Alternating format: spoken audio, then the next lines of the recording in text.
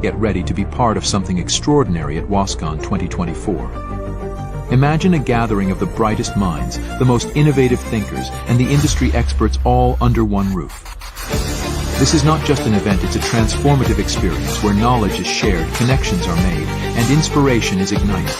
WOSCon 2024 sounds like an electrifying event. It must be a thrill to be part of such a gathering where creativity, expertise, and innovation converge. The synergy that arises when brilliant minds come together can spark groundbreaking ideas and collaborations that have the potential to shape the future. I can already envision the exhilarating atmosphere filled with passionate discussions, cutting-edge presentations, and networking opportunities that transcend boundaries. It's events like these that fuel progress and drive positive change in the world.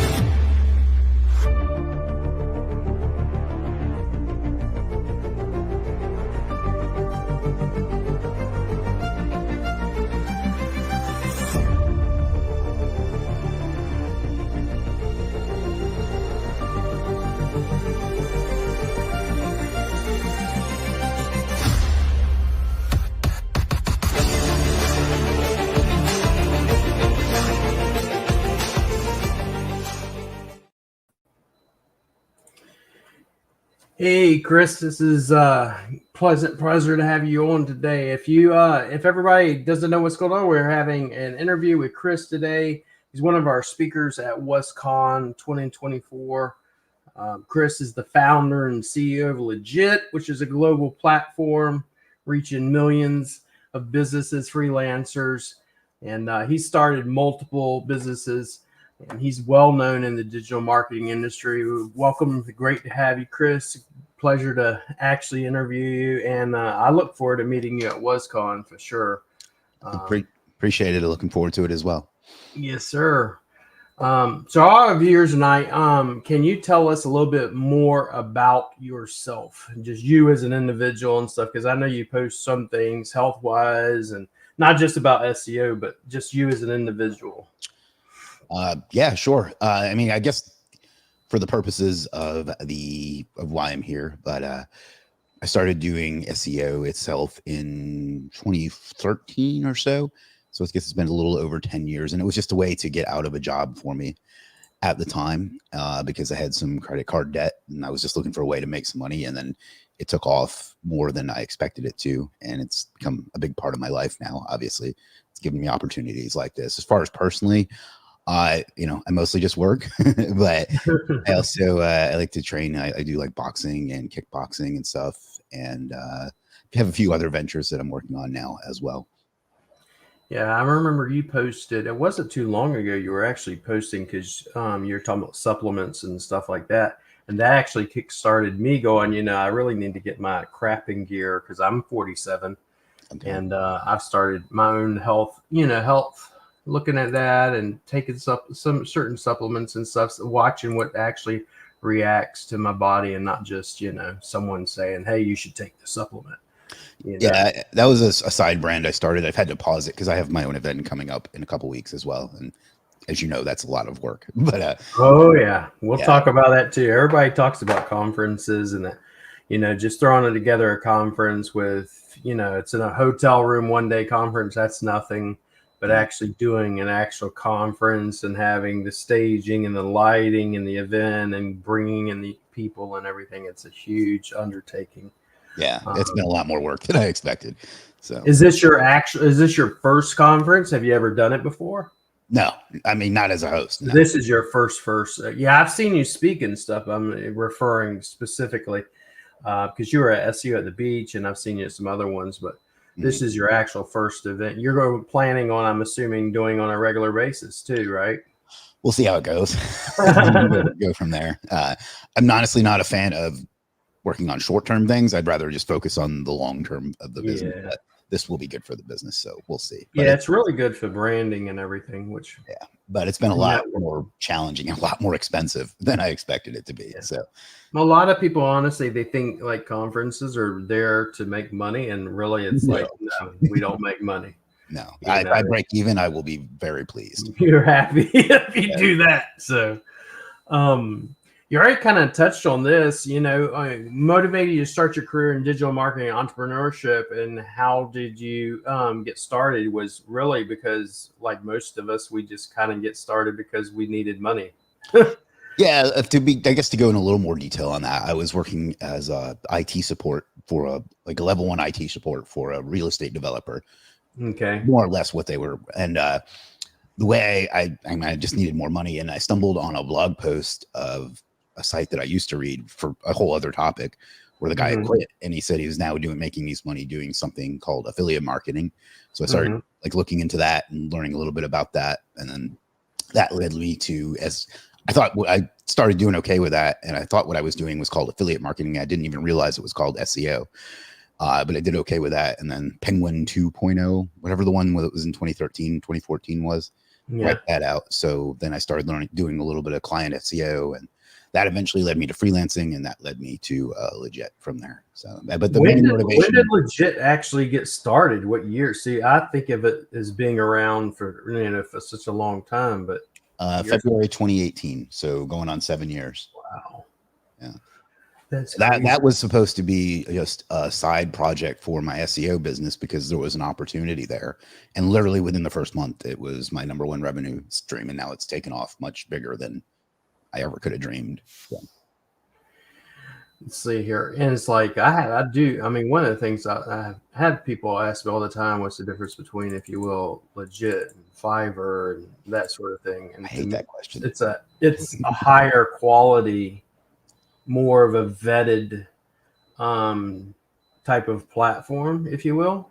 There are people that I know, personally and stuff, that use Legit and are on Legit and provide services on Legit and stuff. It's not, hey, here's some crappy backlinks. And I see you a lot of times, you're interviewing some of the and you're shouting out, if you will, some of the providers and stuff. So that to me goes beyond just saying, hey, here's this platform. It's actually, them, maybe not personally, but I think you're more personally involved than most. And you as an SEO, that's, in my mind, someone that people can look up to and trust.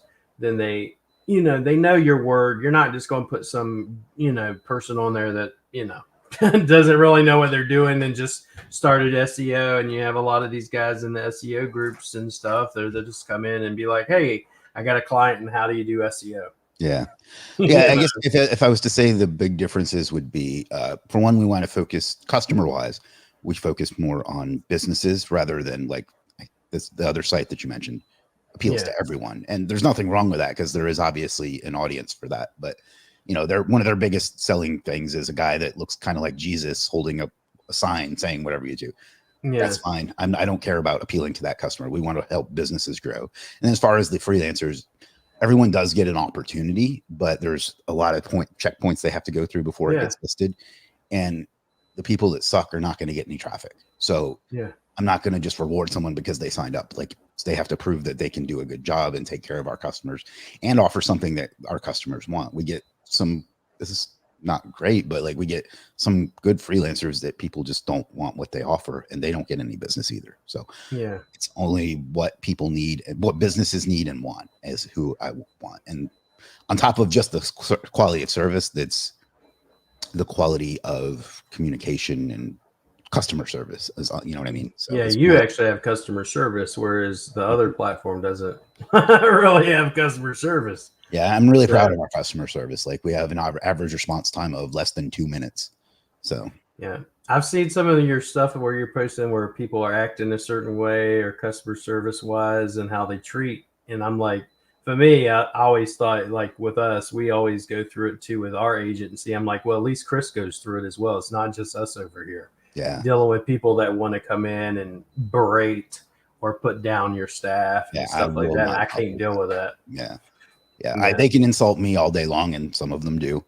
But if they insult my staff, I get really upset. I don't know if it's like a parental thing or what, but yeah. Yeah, it's kind of the same thing with me. I'm like, you can call me names, whatever you want. I'm used to it by now from being online and stuff. I said, but like my actual staff, I mean, it's the names I've had, and it's just like, Yeah, Please. yeah. I'll blacklist you and throw you out. Yeah, like most of mine are female, and they've had some really unfortunate comments too. So, and then where's most of your quote unquote customer service staff? Is it USA based, Philippines, Pakistan, all over? Well, the overall staff, like the overall company, I have people on every continent except for Antarctica. But as far as customer support, most of it's Philippines, which is why I'm looking forward to your event, because I'm actually going to get to meet some of them in person. Like I've talked to them literally every day for years. You know, like I've been there when they have to end their shift early so they can go have their baby, kind of stuff.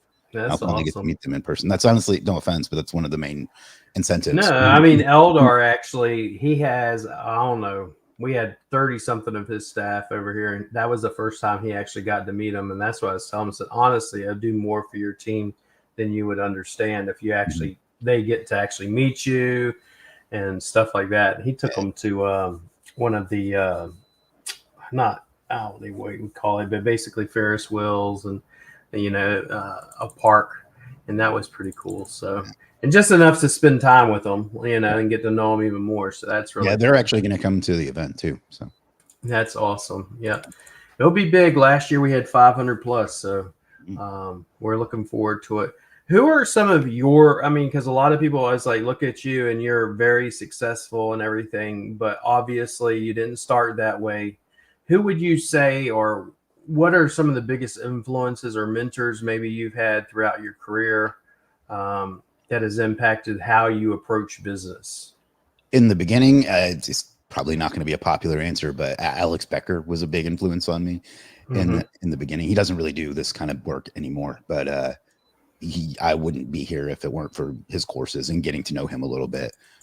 Since then, I don't want this to come off arrogant, but like, you get to a certain point when you don't really need mentors as much as you need like one piece of advice on how to do a certain thing, and then you just go do it. So I just go find someone that's good at that one thing that I need a piece of advice on, and then I just go implement it. So not so much mentors anymore. I mean, I listen to Alex Hormozy quite a bit. I think he has the amount of free content he puts out is bewildering. But in the beginning, it was definitely Alex Becker. So. Yeah, I think he's into like crypto now, and I mean, I've seen some of his stuff, but I mean, he still owns his software, but he doesn't really talk about it all that much anymore. Yeah, interesting. So, I mean, it's like a lot of people. I think a lot of people get stuck on what book do you suggest, what mentor do you suggest, and stuff. I have some mentors, but it's overall, it's like my mentors are really there for if I need a swift kick in the ass type of a thing. It's not that I go and talk to them every single day. Because if you do that, then it's not doing any good, and then it's just I don't know how mental masturbation. Yeah, okay. I wasn't sure that's what I was going to say. I wasn't sure how PG you're. No, I'm very much a little bit not as extreme as Craig Campbell, but So. Can you describe, I mean, I know, for instance, when you first started Legit, has the vision of Legit changed, and how has it evolved over time? I remember because you share what's really cool about you too, is you share screenshots of where you started at from the Wayback Machine and stuff like that. So has the vision changed at all when you first started to today? Oh yeah, totally. Like when I started, it was just going to, like my SEO business is called Superstar SEO. And it was just going to be another product that I offered because I was working on another site and that site went to shit. And like, so I was like, all right, well, there's an opportunity here. So I'll just start this. But then it took off. But then from there, like in the beginning, it was just supposed to be a marketplace. But I learned pretty quickly that well, first of all, the margins are razor thin on marketplaces, but also I wanted to do more than that. And we've kind of evolved it into a platform more than a marketplace. There was a book I read called, you asked about influences. There was a book I read called, what was it called? Modern Monopolies, that Ty Lopez, of all people, I got the recommendation from on that. And in that book, they talked about how the most successful like tech businesses were not just the thing that they do, but they were a platform for other things to build on. So we've built in like some software and some tools and stuff into the platform that will, because one of the biggest not complaints, but like feedback we got was there's so much stuff I don't know what to buy. So we want to set it up to where people know what to buy. So we've built in some technology and some tools and some software into the platform that help with that. And that's one of the things that makes us unique, is nobody else has that. And it's like, not since AI happened to come out around that same time. I mean, it's been around longer, but you know, we built that in to where it will actually take the information that we've collected over the almost 7 years and advise you on what you need to do, and then advise you on who can best do it for you. So yeah, so that's kind of the goal with that now. Like that's really cool, because that's one of the, I mean, a lot of times even with our stuff, because we got, you know, almost just 200 items or whatever, it's nothing like, nowhere near like your marketplace or platform, but you get all the time, it's like, where do I start? What do I start with? And the only way we can actually advise them personally is like, get on a phone call or send over your website, let me audit the website and do all this and find out what you actually have already. That's hard. That's really cool. And that's, you can't scale that. It's impossible, you know? Yeah. I mean, there's still some downsides to it. AI is, you know, it's not there as much as we'd like it to be. Like meeting everybody. Like it's it's eventually going to get there. I mean, it's not just getting better and better. I mean, like right now, the worst it will ever be is what I keep telling people. So yeah, I've heard you say that, and a couple other people say that too. So that sounds like, just imagine it's the worst it will ever be. Yeah, you know. So so as you were building Legit, did you ever face any challenges or any setbacks or anything like that? Oh yeah, I mean, fraud is just a huge problem that I've had to learn how to deal with. My partner and I not joke, but I mean, kind of joke that we'd be so much further along if we didn't have to spend so much time trying to figure out ways to stop people from being shit. So there's that. Like I said before, the margins are razor thin. Like, don't get me wrong, we do very well, but it's not like a coaching offer where you're 90% profit. Like, you know, it's like 15% profit. There's also like some logistical challenges, because like we might take a payment in PayPal and then have to pay it out through Payoneer. There's a lot of constantly moving money around to have it in the right place to make sure that freelancers get paid on time, get paid what they're due, and keeping money in the right places. There's a lot of stuff like that. There's a lot of these little micro skills that I never thought I would have to learn to make it work. And then other challenges, like I said, I have staff in every country, which is great, or every continent, which is great, but it also means it's business hours somewhere. Like for even right now, you know, 7:30 in the morning for me, 7:30 at night for you. So there's challenges like that. Yeah, that's probably one of the bigger challenges we face, is because you're in a quote unquote another part of the world, and you're in another part of the world. You either stay up really late and don't have a life and sleep during the day or whatever, or clients wind up having with us, they have to deal with our time zone. So. And the other big challenge with a marketplace is you're really running two businesses, because you have to keep, I hate these expressions because I think it's dehumanizing to the people involved, but I'll use them because it's easy. You have to keep the supply and the demand at the same level. So if I have too many freelancers and not enough customers, the freelancers get upset because they're not getting any work. And, you know, then got enough customers is the obvious problem with that, is it's not enough money. The other problem, though, is if you don't have enough freelancers and you have too many customers, the good ones get overwhelmed, or you don't have people that can do the thing that particular customer wants, and they go somewhere else. So not only do you have to grow both of those, you have to kind of grow them at the same rate. And that's a huge challenge. And I mean, I think I've seen some of this. You actually have some, I believe, upskilling of not your staff, but actually of the freelancers, or you have some tools available to them or something. I'm pretty sure I've seen something along that line on Legit. I'm not sure what you're talking about. Basically where, you know, maybe you're a freelancer and you have these set of skills and you want to improve your skills, that sort of thing. I thought I'd seen it somewhere on there. I mean, we do have courses, like it has a course platform built into it. I don't like to compare to other things, but it's kind of like a Skillshare, not Skillshare, but whatever the big course platforms are we have, where you can like list your own course through that. And then we have a bunch of free ones that people, whether freelancer or whoever, can go and take. Maybe that's what you're talking about. And then that was kind of what I'm talking about. Yeah, and we also have some built-in like promotion opportunities, both free and paid. So that's for the freelancers. So because you touched on this, and it's something that we've had to deal with too. But how do you deal with? Because I remember you made a post about this. You said something like, you know, don't be one of those businesses that automatically, when someone disputes something, just issues a refund. I because hate that. it's really hurting people that it's not, I mean, because most people, oh, it's the big business and he's a multimillionaire or whatever, and it's not really hurting him, but they don't think about, well, what about all the freelancers that are in third world countries that you apparently don't give a shit about? Yeah. And, you know, stuff of that nature. How do you deal with that? Because, I mean, everybody, especially if we're over in third world or providing BPOs, we all deal with it. Yeah. And, for the most part, if we get like a chargeback, the freelancer will still get paid unless we felt like they were in on it, which doesn't happen that often, but does happen.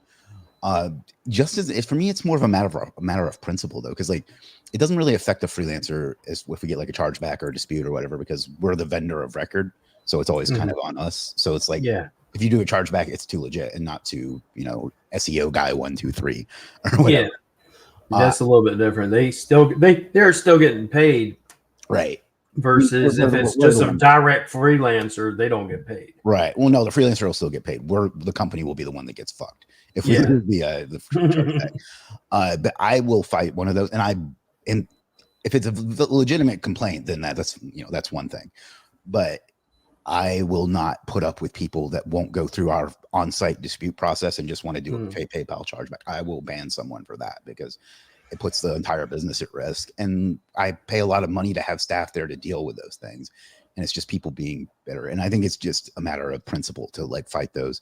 And also to not be blackmailed by the people that say, I'm going to go leave a negative Trustpilot review if you don't give me a refund for this thing I bought. Like, go right ahead. I don't care. Yeah. Like as long as we did the right thing, I don't care.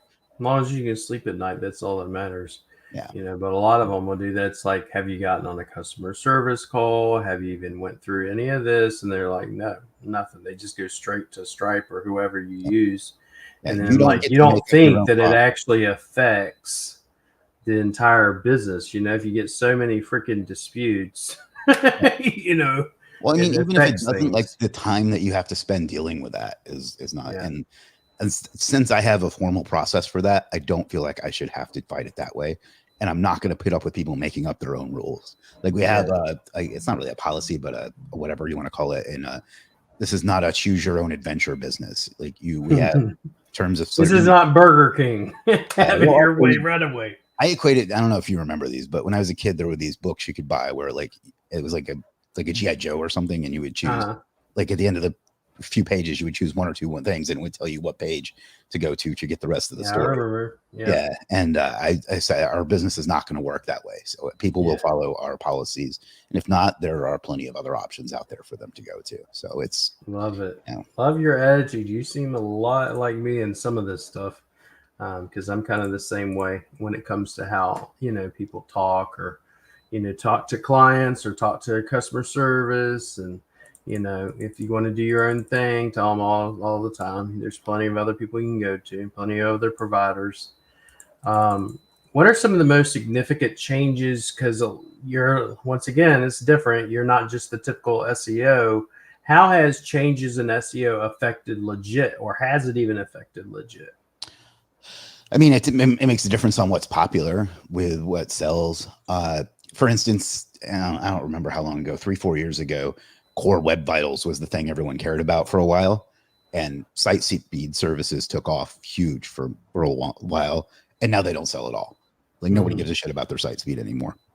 At least that's seemingly the case. So things like that, another great example is content used to be our number 2 category behind SEO.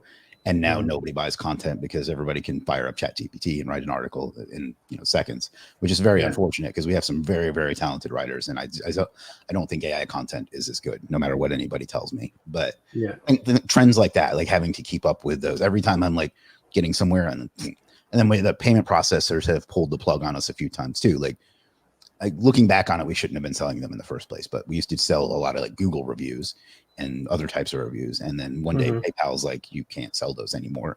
So even though every other fucking marketplace gets away with it somehow, but that's another gripe for another day. But they made us stop that. So it's just been that kind of like knowing what we can and can't sell, what is and what isn't selling, things like that. And expanding beyond SEO has helped some too. So, we have graphics, AI, and things like that, web design. So that kind of brings me to the next thing. So you're talking about content marketing and AI and how that's affected it. So how do you, I mean, because you have your own agency, I'm assuming, on top of Legit. So how are you doing both? I'm assuming doing content for both. And how are you coming up with content, and how do you come up with ideas and stuff? Because I know you mentioned Alex from Rosie and stuff like that, and he puts out an unbelievable amount of content. Yeah. And free content at that. So how do you, what do you do to market, and what are you finding that's more effective, especially for organic or content marketing? I don't, you mentioned the agency. I don't really focus on that part of the business much anymore. This may sound a little pompous, but the main business I get from that, people come to me. So it's like, I don't really have to push that, and it's not a priority. It cash flows pretty well. And I spend less than an hour a day on it. Nice. I'm still a freelancer on my own platform. I follow the same rules as everyone else. We do pretty good. We do 50, 60 grand a month Nice. through that as that. As far as content marketing, YouTube and Facebook have been the best channels for me.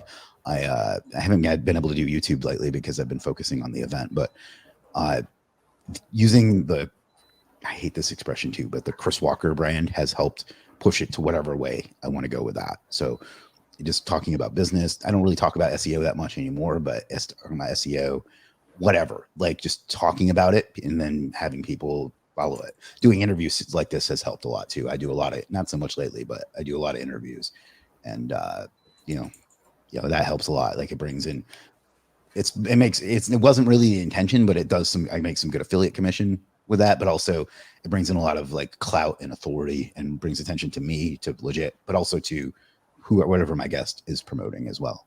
So yeah, because Chris, honestly, it'd be like Chris Walker is a brand and Legit is a brand, and they both kind of feed off of each other. Yeah. There's some downside to that. If I ever, it's not the plan, but if I ever wanted to like do an exit, that's going to make it a little harder to sell. Yeah. But yeah, what's that called? Key man risk, something like that. But I went through the same thing. I had someone that did want to buy at one point, Rank Fortress, but I told him, so I actually switched it over to William Jones Marketing. He's like, I can't buy it at all when it's branded after use. Now I'm like, do I reopen to the other brand and stuff like that? So you can never exit.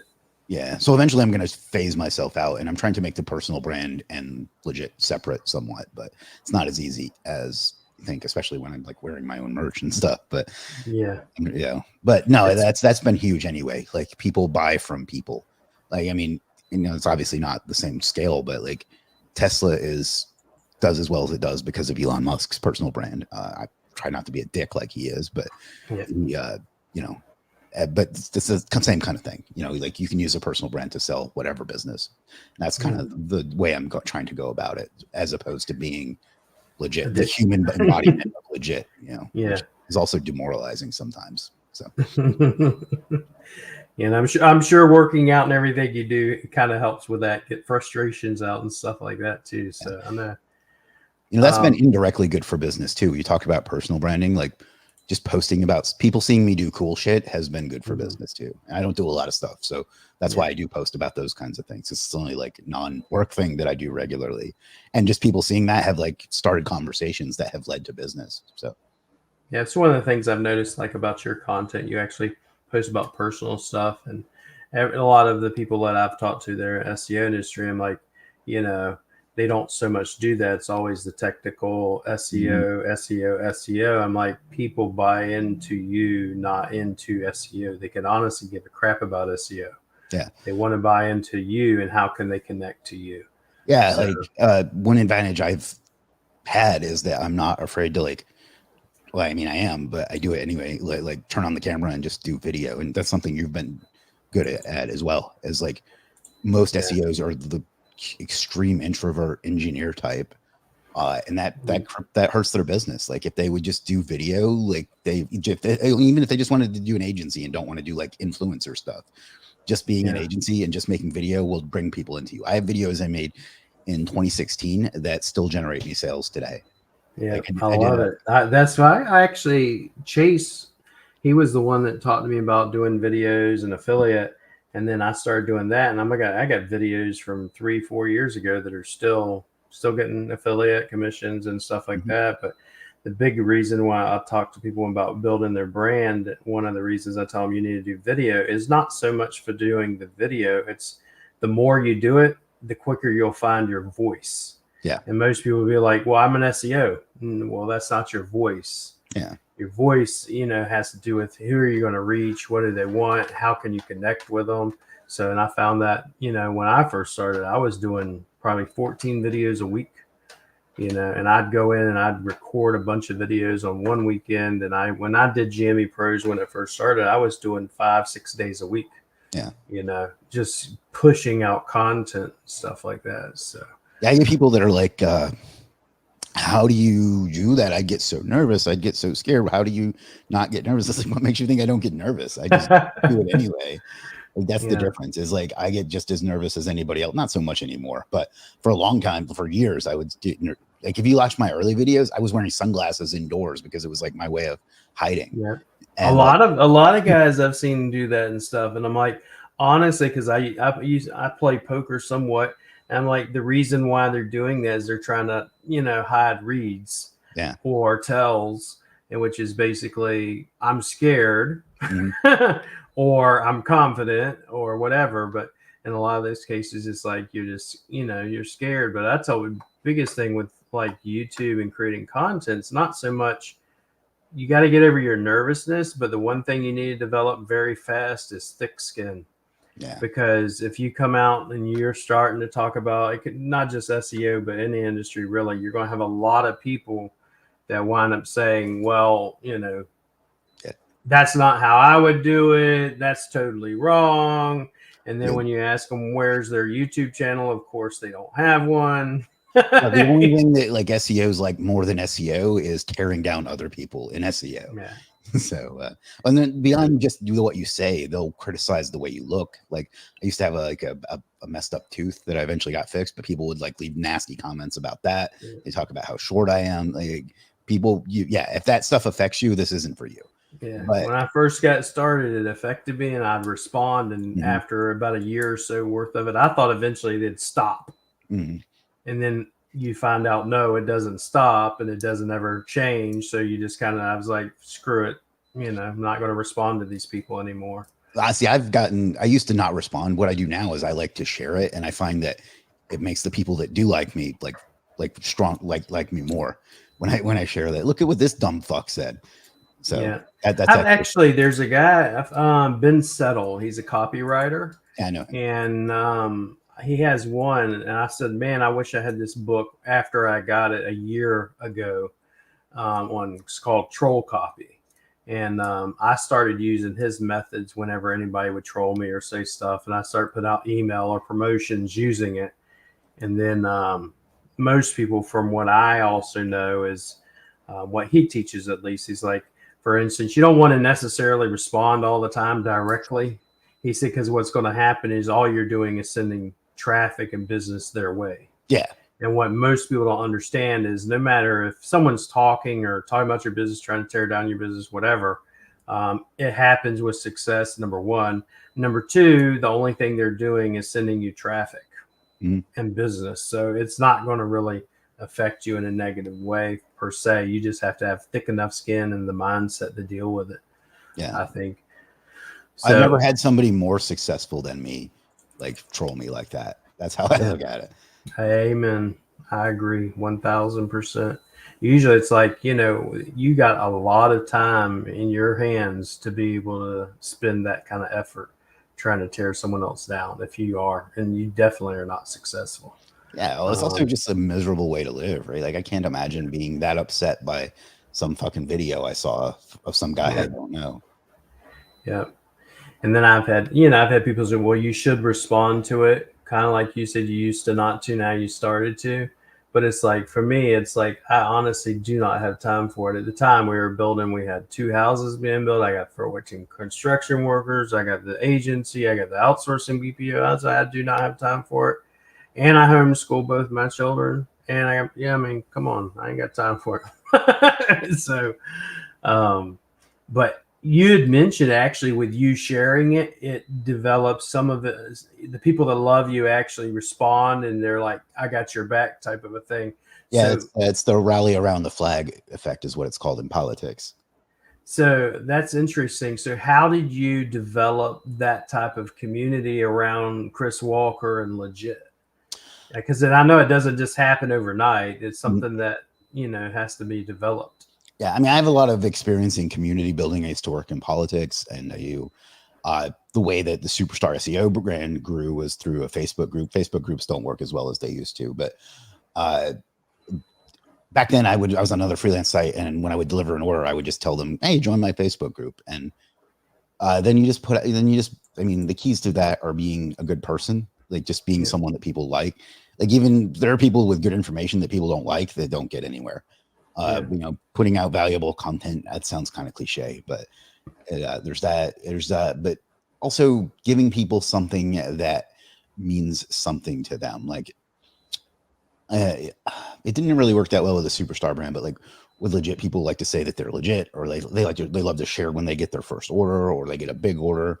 One of the things that we accidentally did that was really successful is freelancers we have a little button where they can like download their review, and it comes in like a 2048 by 2048 like screenshot of it that they can post. That was just something that my partner did on a whim one day, and it's been huge. And things like that where like they like interacting with each other. It's not just a person. Like with YouTube, you can't really do it. You can't really build a community. I know they have like the little community tab, but it's really hard.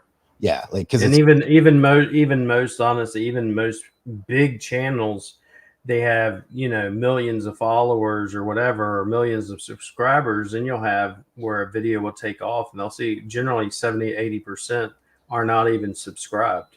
Well, and the thing with YouTube is it's one way, and what I mean by that is it's you talking to everyone.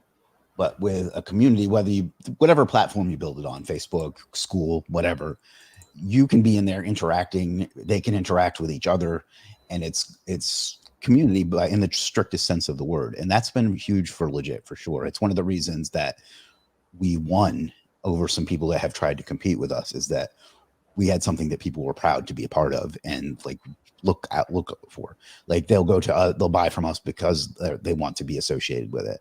And I can't really put into words exactly how you go about doing that. It's something that happens organically, but you can set out to do that. And a big part of that is being a good person, being something that people want to be a part of, and letting people interact with each other and being in there with them. Like a lot of internet marketers would rather kill themselves than like actually just interact with folks and like do something that wasn't directly pay me something to do this, but they missed the big picture, and community is really. You even mentioned, you said that some of the people that actually were trying to be your competition and stuff like that actually wanted to become a part, and you actually kind of won them over type of a. No. What I mean by that is they lost because they didn't have a community around theirs. For them, it was just a product to make money. Yeah. And they thought that just by making some slightly different versions of the product, they would become successful, and it didn't work because there was no community behind it. There was no, for lack of a better term, no soul behind what they were doing. And maybe that's a little woo woo, maybe, but no, I mean it's the fact. I mean it's people want to have a tribe or something that they can belong to and feel like, hey, I'm a part of Legit, a great example.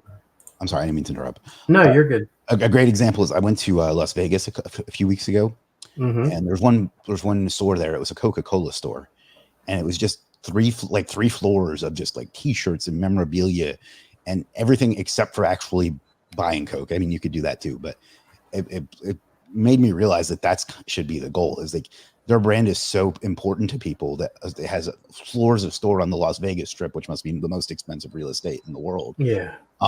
Just of stuff about their brand, and that it was packed every fucking day that I walked by it. People buying like T-shirts and memorabilia and mugs and stuff of their brand, and that's how associate how much that brand means to people and how much being a part of that community means to people. And that's like I was the whole time I was there, because I'm a fucking nerd. I was thinking, wow, this is goals. Like this is what I want to be. Is that a business that means so much to people that they will go buy stuff that's not even our core product just because it has our name on it. Cool. So. And I think that's a good way to think about community. Interesting. Yeah, I mean, instead of, most people just build the business just to make money, and you're just a number to them. And instead of that, then, whenever you screw up, they're going to leave you. Or if someone comes along with a cheaper price, they'll leave you. But if they actually have a brand and they actually bought into you, they won't just up and leave. Yeah. And, it is about making money. I'm not going to pretend that it's not, but it's not just about making money. I think that's the key differentiator. Yeah. I've even said before, I think it was, money comes and money goes, you're going to have ups, you're going to have downs and stuff like that, but you have to have a bigger reason. If you don't have that bigger reason, then you won't last. You'll definitely burn out. That's for sure. So, yeah, like I have friends that do like high ticket coaching, and some days I get jealous of how profitable that is. But they're not, then they never work with that person ever again. Like they charge them, 15 grand with 95% margins. Yeah. And then they give them the thing, and that's the end of it. And I'm like, you haven't really built a business. You don't have something you can sell, but you also like aren't, I mean, maybe you are helping someone, but you aren't really helping many people. Yeah. So. You're helping them, but you really have no business. I had someone I was on a coaching call with yesterday, and I was telling them, I said, the reality is if you have no continuity offer, then you have no business. Yeah. You can do the coaching, which seems really good and it's very lucrative, and you'll only have to deal with a handful of clients, and you won't have to deal with the headaches of an agency and all that sort of thing. But you don't have a business. If you were to stop doing your coaching, you stop making money, versus if you have a continuity program, then you actually have a legit business. Hey. Yep. I've always loved it. I was like, it was brilliant. I don't know how you came up with it, but it was brilliant. I can tell that story real quick, actually. What I wish the story is that I'm a brilliant marketer, and that I knew that by naming the business Legit, that we'd have people saying I'm legit and this is legit. And it's, that's not what happened, though. The truth is we went to start the thing, and we were weeks on building it, and we still didn't know what we were going to call it. I bought a gig on Fiverr to help name your business, and I still have the list that it gave me. It was terrible stuff. And then one day, my partner, there used to be a site called Brand Zam, where you could go buy like domains and like a logo with it. It's kind of like buying a brand. And he stumbled on Legit, and we were like, we still have the conversation saved, where he's like, we like it and we don't. I don't know. It's all right. We can kind of see people saying I'm legit, and you know what? Fuck it. Let's just go with it. And that was the entire conversation. That's crazy. Yeah. So, and if you look at it on the Wayback Machine, it used to be like an Indonesian coffee shop in like 2015 or so. So. I know you probably don't. I mean, you may get this question, may not get this question. Like, you've probably been one of the people that maybe want to get one, but the big head dolls or whatever you have that's behind you. How did you get started in that? I know you touched on, you're a nerd or whatever. To me, I just look at you. I'm like, there's no way he's a nerd. Like, I think of nerd, like, you nerd out on certain things, but does that really make you a nerd? But how did you get involved in those, collecting them? It's actually an important business story to it in a way. For years and years and years, all I did was work and build the businesses. And that's great. It worked. Like, I've got a good amount of success, more than I ever could think of. But at the end of that, there was like no me left. I didn't have any hobbies. I wasn't seeing anybody. I let my health go. And one day I was just out like at the mall. I was like, go to a movie, and I was just shopping, and I picked up one. It's not behind me anymore, but I was like, this is kind of neat. And I just bought it, kind of on a whim. And I went home and I started like researching them, and I was like blown away by like the diversity and how many options there were, and how many designs there were, and how cool some of the designs were. So I bought a few more, and it kind of became like a ritual where on Saturdays I'll go buy, not so much anymore because I don't have the room anymore, but I would just go buy 2 or 3 of them and just add to the collection. And it may sound cheesy, but mental health wise, it was very helpful for me to have like that thing that I would do that would like get that interest beyond just business. And so it's a hobby because I am into nerdy stuff like that, but it also helped. It also for health and, stuff like that, because you had kind of lost yourself. Yeah. Which does happen, especially when you're sitting behind the desk all the damn time and working on your business. And especially as entrepreneurs, when you first get started, you have nobody to quote unquote support you. For the most part, you're doing a little bit of everything. So, yeah. And interestingly enough, I just sat one on a whim. I sat a couple of them behind me for my video, not for my videos, but just to have them there. And people would ask about them in my videos. So it's actually helped engagement on social media too, because they're sitting behind me. And because America is a wonderful country, since they're in my video, I can use them the tax write-off too. So that's awesome. Yeah. I kept seeing them. I was like, I need to get me it's going to sound so corny, SpongeBob SquarePants with Mr. Krabs. I'm like, I've got to find me one of these things with Mr. Krabs holding money or something. And the ones I find over here are just like, that's not what I'm looking for, because I want a big one. And it's like whenever I was playing poker before, I'd use it as you sit it in front of your chips. Yeah, all that stuff. And this kind of stuff like that. But I actually got a custom one of me made too. They have that's a cool. That's awesome, man. So it's always cool to learn a little bit about different things. I talk to different people and see what they're into and stuff. But so back to your platform and stuff, with the AI and all that, are there some tools or AI that you've integrated into Legit, and how have they improved the platform when you did that? Because I know AI has kind of just taken off, and it just really got pumping and starting a few years ago. So well, a couple different things. Like when I saw that, and I did a report one time just to see how ChatGPT had affected our content sales. And there's literally a bright red line from the month in November 2022 when it came out that you can watch our content sales just plummet from literally that month on.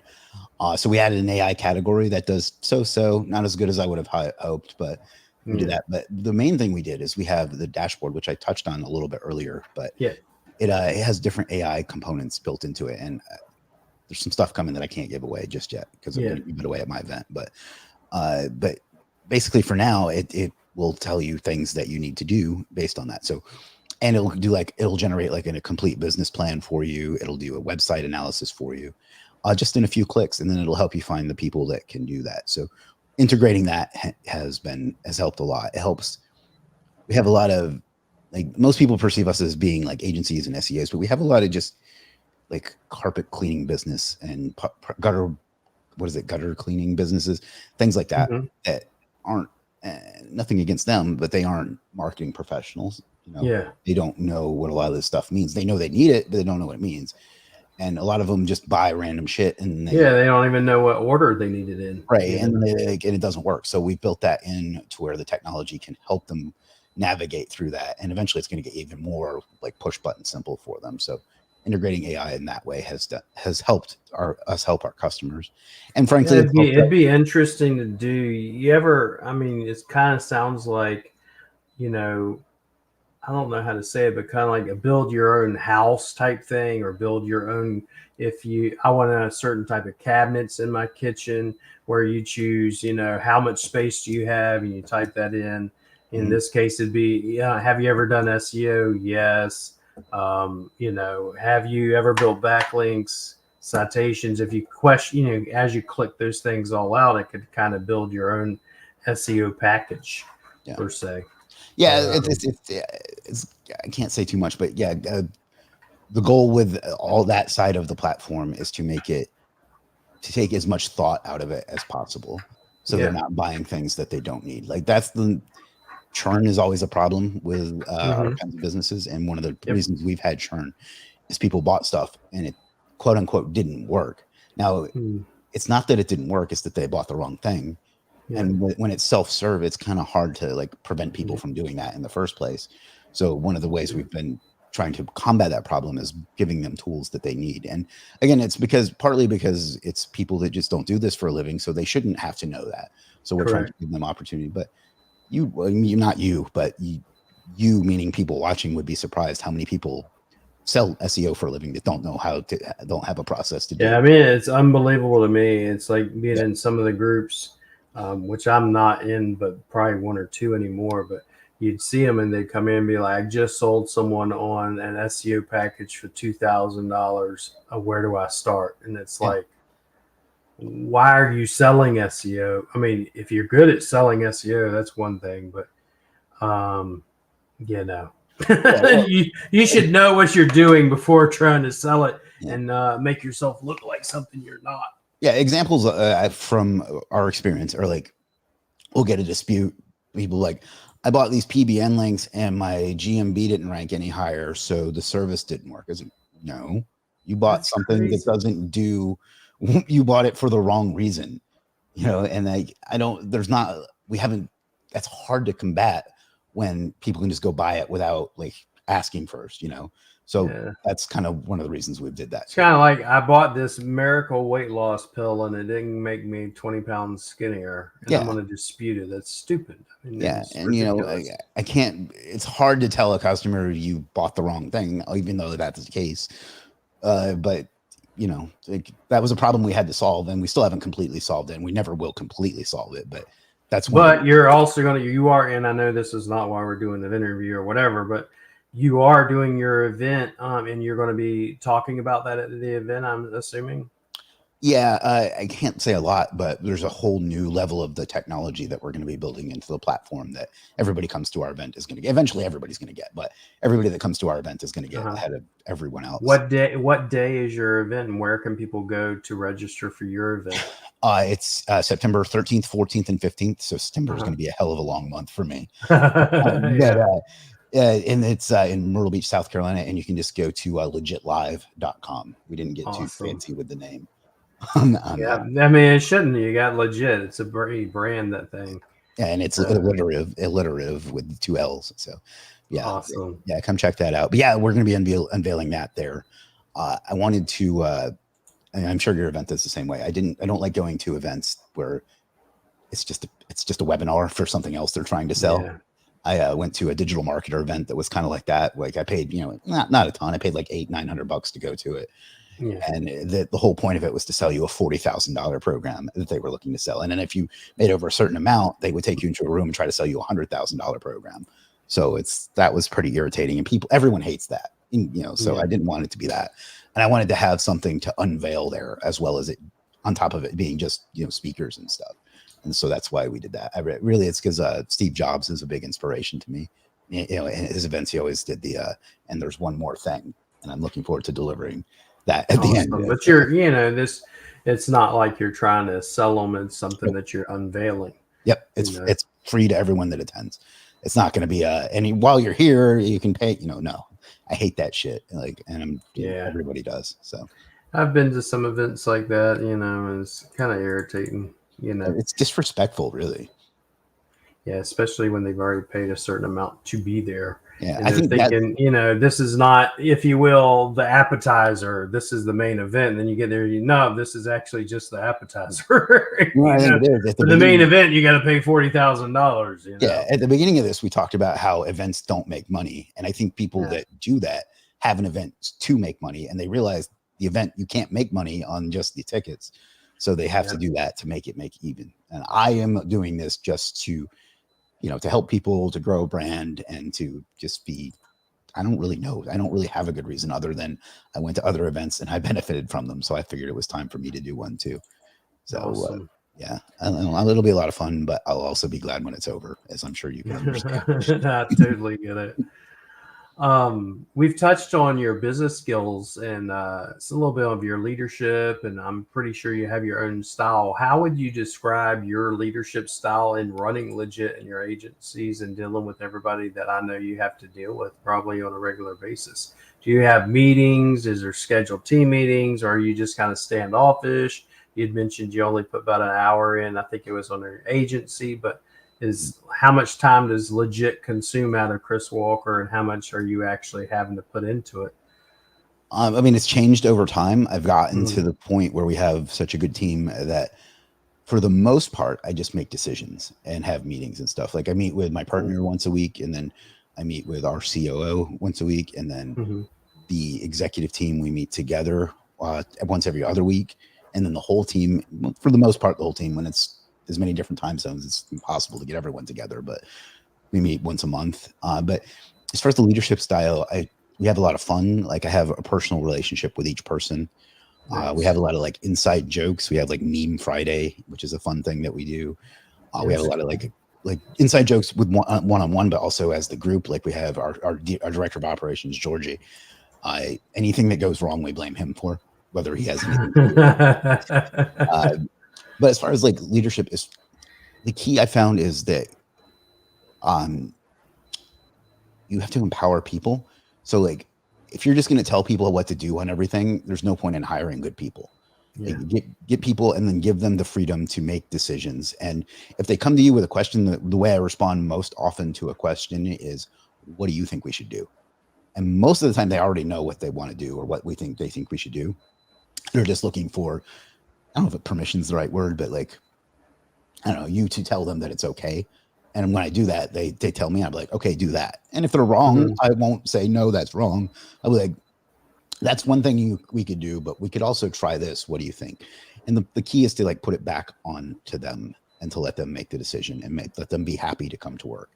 Like I mentioned in the beginning, I was working in IT support before this. And one of the reasons all of this has happened for me is because I hated the job that I was doing. Nothing against them.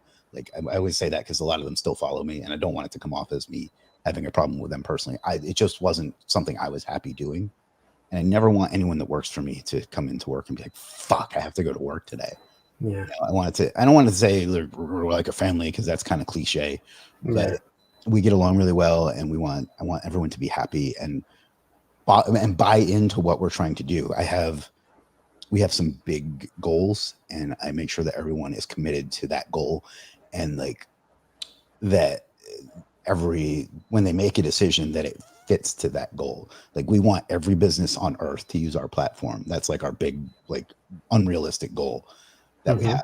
And I have them think with every decision they make, does this fit that goal? And that's how we decide the direction we're going to go. So I guess hopefully that answers your question.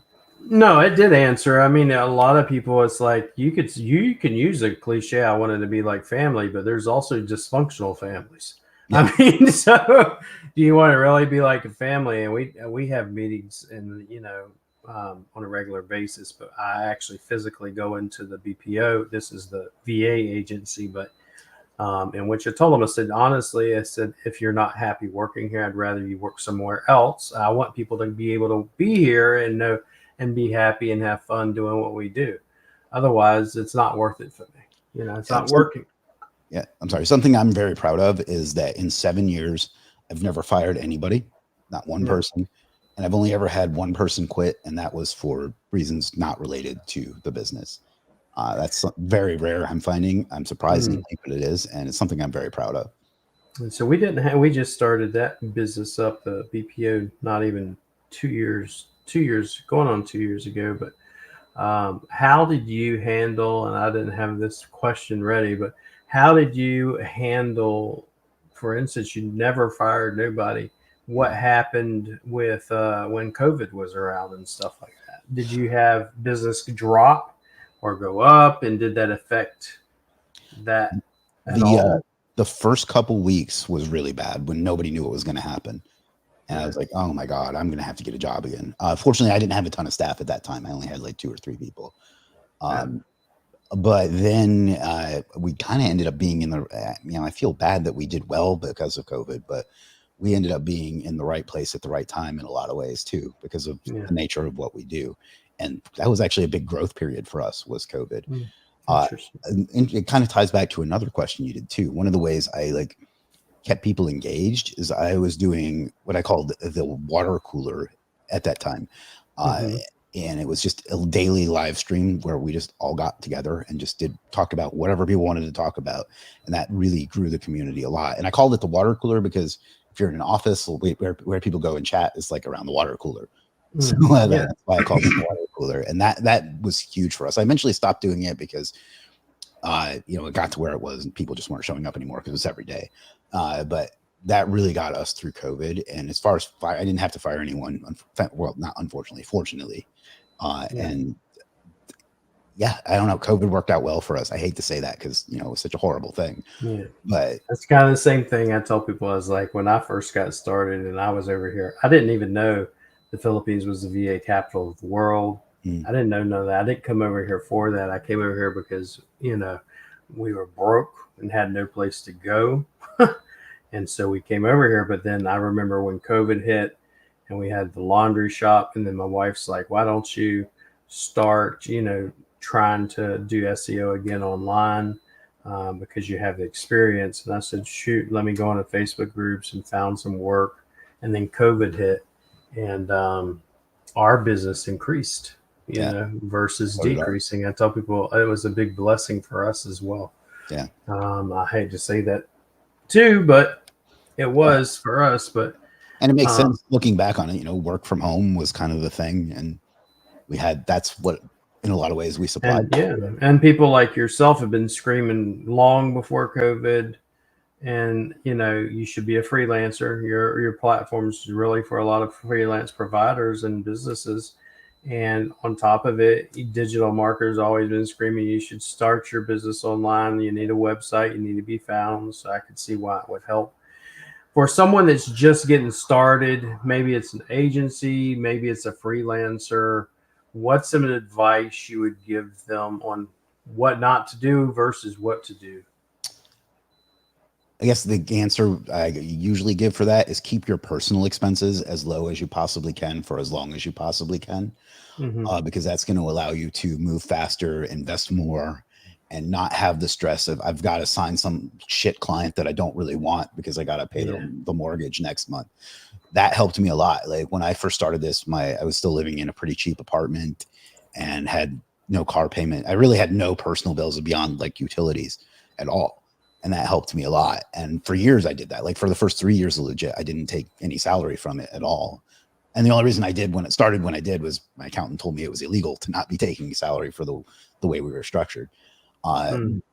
So that is the biggest thing I see people get wrong is, I don't know if wrong is the right way to put it, but keep your own expenses as low as you can so you can grow to the level you can. And then once you get to the level you want to be at, then you can start paying yourself, because you don't want to go too far the other direction with that either, because then you'll get to where you resent your business. But and the whole point of this is to make money. Again, like we can talk about all the other things. Make money and actually have be able to do the things you want. But a lot of times when you go from not having a business or not freelancing or paycheck to paycheck, not necessarily broke, but you're still just paycheck to paycheck.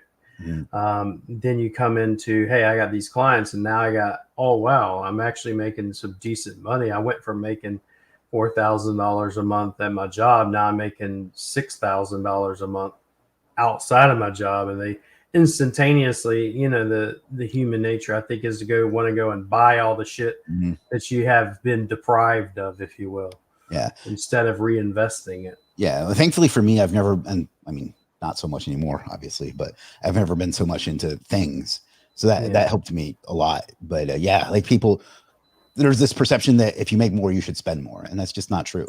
Like I still live in an apartment because I don't even need the space that I have. You know what I mean? Stuff like that. So even now I'm still quite frugal for my level of income. And it's not like I'm purposely depriving myself. It's just, that I want to invest in my businesses.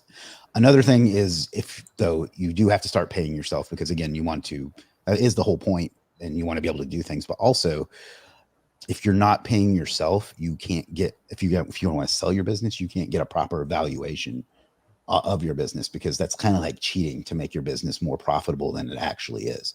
Like I see a lot of founder types on like tech Twitter talk about that. We're like, I'm not even paying, my business is super profitable. And like, how much are you paying yourself? Nothing. I was like, then no, that doesn't count. That's a big expense like you have to build into a business if you're going to sell it. So I learned that from Shark Tank, of all places, the TV show. But that was something they would always ask, like, is what you're paying yourself. And when the founder that was pitching them, whatever the hell they were pitching them, wasn't paying themselves, they were less interested in them. So. Because you really don't have a business, you don't have it set up. I mean, why are you not paying yourself? Yeah, I've had a boss tell me that before. I'm not paying myself, but I use the company credit card and buy anything I want. Well, you are paying yourself. Yeah. And, and there is a point in the business when you may need to do that in order to make it work. But there's a point when you're also just doing it as like a chest thumping thing too. So, yeah.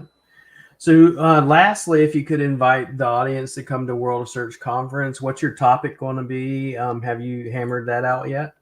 I know the topic. I'm not a guy that gets his presentation done early, but the topic is going to be how to make money doing freelance SEO, like through marketplaces. So all of this has been possible for me because I was selling on marketplaces, and I wanted to.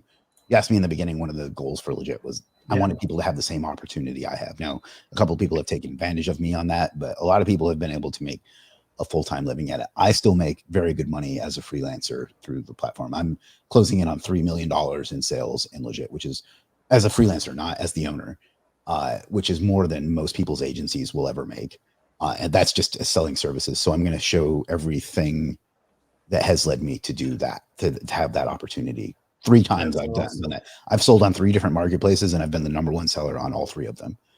That's so amazing. It's not and I've seen, because you share almost like case studies of freelancers that are on your marketplace that actually they're making, when I say legit money in a third world country, I'm not talking about like a few thousand pesos. I'm talking about $500,000 US or more. And that's insanely crazy. Yeah. And there's some that I can't share.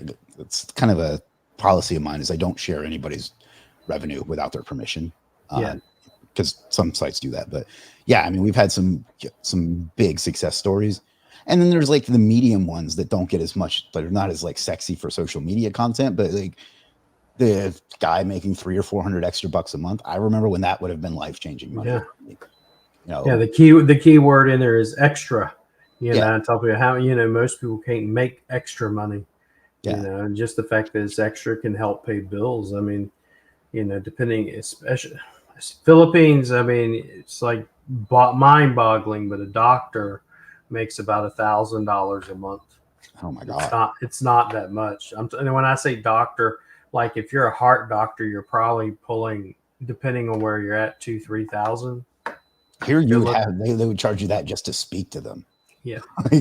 As I told him, said like a nurse over here full time makes about $500 to $600 a month. Yeah, that's terrible. So that's for me, when we first started too, it was kind of like I never understood. I understand more now, but why would a Filipino leave their family to go work abroad for $500 a month? It's like, for me, it's like you can make that on just be a freelancer. Yeah, I mean, you'll make at least triple that being a freelancer. Just get 1 or 2 clients, and you can make that.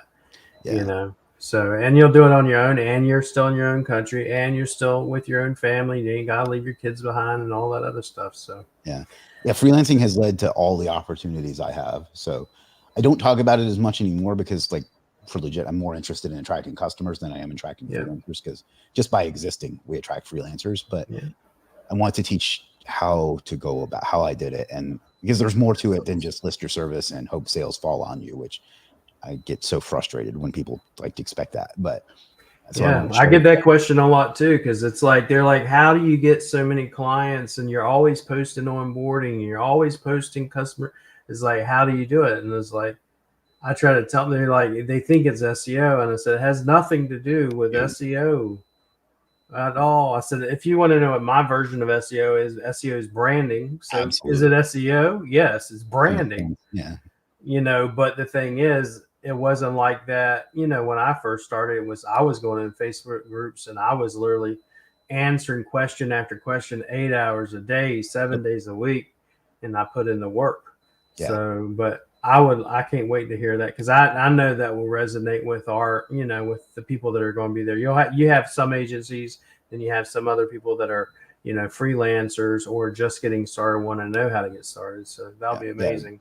Yeah, I wanted to give something that I knew would be, and I actually asked you and Kirk a couple of months ago what the audience was like, because I wanted to give something that was going to be specifically valuable to them.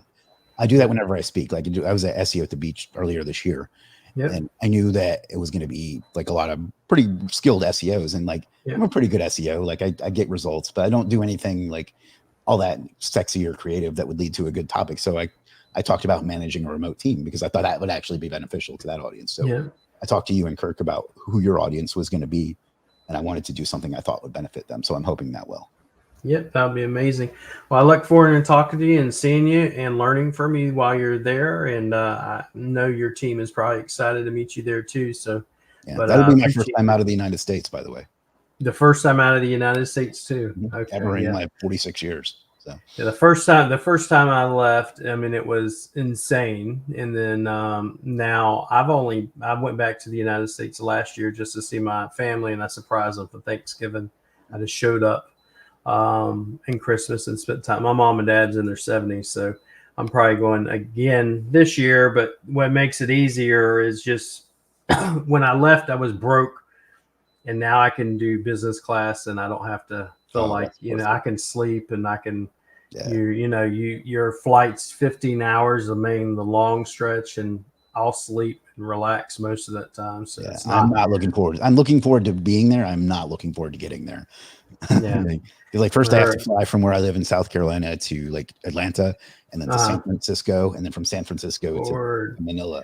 And then on the way back, I fly from Manila to Tokyo to Dallas to here. So it's going to take. Yeah, if I fly this time, that's it's from here to I believe Tokyo, and then from Tokyo to Atlanta to Jacksonville. Yeah. So last time I went in, which much better, they don't have direct flights for whatever reason now again, was Manila to straight to San Francisco. Okay.